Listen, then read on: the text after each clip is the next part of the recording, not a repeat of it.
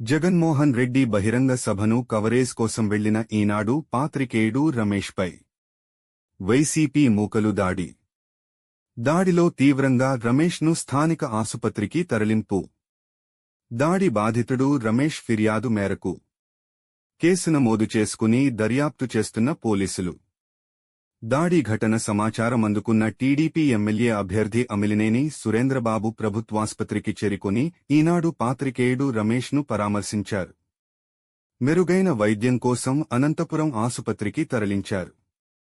అమిలినేని మాట్లాడుతూ, జగన్మోహన్ రెడ్డి సభలు పెట్టేది జర్నలిస్టులపై దాడులు చేసేందుకేనా అని నిప్పులు చెరిగారు.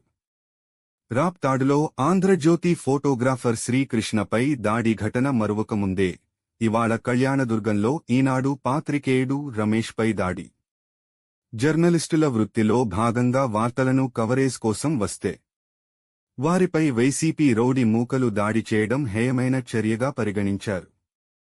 భవిష్యత్తులో జర్నలిస్టులపై దాడులు చేస్తే కఠినమైన చర్యలు చేపట్టాలని డిమాండ్ చేశారు.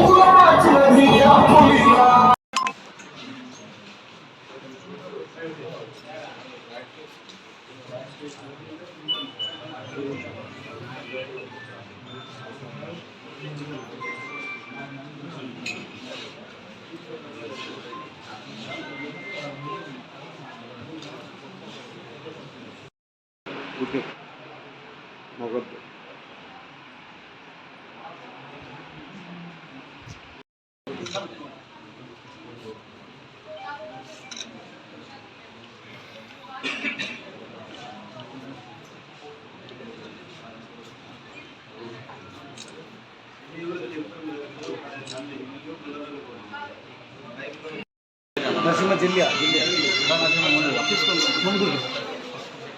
దన్ను రవంతి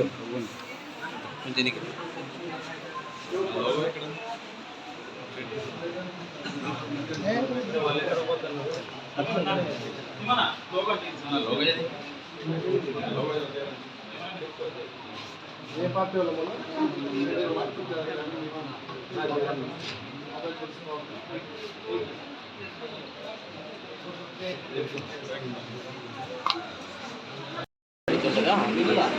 వీడియో కవర్ చేసుకొని వెళ్తున్నాను.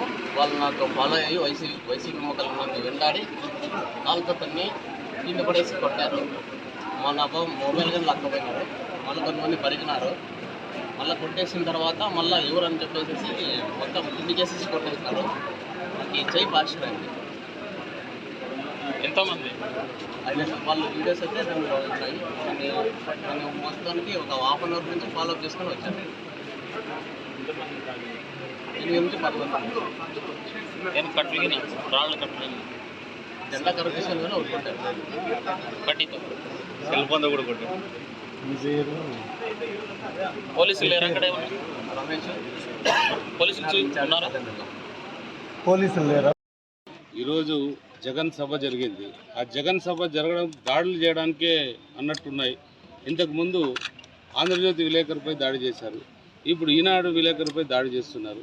అంటే జగన్ సభలు ఎక్కడ జరిగినా జర్నలిస్టు పైన దాడి చేయడమా మీ వృత్తా? జర్నలిస్టులు దీంట్లో ఏంటి తప్పు? వాళ్ళు దుడ్డి వాళ్ళు చేస్తున్నారు. వాళ్ళపైన వాళ్ళకు సంబంధించి ఇలా దాడి చేయడం జగన్ రౌడీజానికి ఇది నాంది. వాళ్ళ కార్యకర్తలందరూ కూడా రౌడీ ముఖాలుగా తయారైపోయి ఇలా జర్నలిస్టులపై దాడి చేయడం నిజంగా దారుణం. దీన్ని మాత్రం మనం అందరూ కూడా ఖండించాల్సిన అవసరం. ఇది కళ్యాణదుర్గ ప్రాంతం ఎంతో ప్రశాంతంగా ఉన్న ప్రాంతంగా ఉండేది. ఇలాంటి ఈ ప్రాంతంలో కూడా ఎక్కడ జగన్ సభలు జరిగితే మొన్న అనంతపూర్లో ఆంధ్రజ్యోతి విలేకరు, ఈరోజు కళ్యాణదుర్గం, ఇంతకుముందు ఇంకొక చోట ఇలా కర్నూలు రకరకాల ప్లేసెస్లో ఇలా దాడి చేస్తున్నారు. ఇది చాలా దారుణం.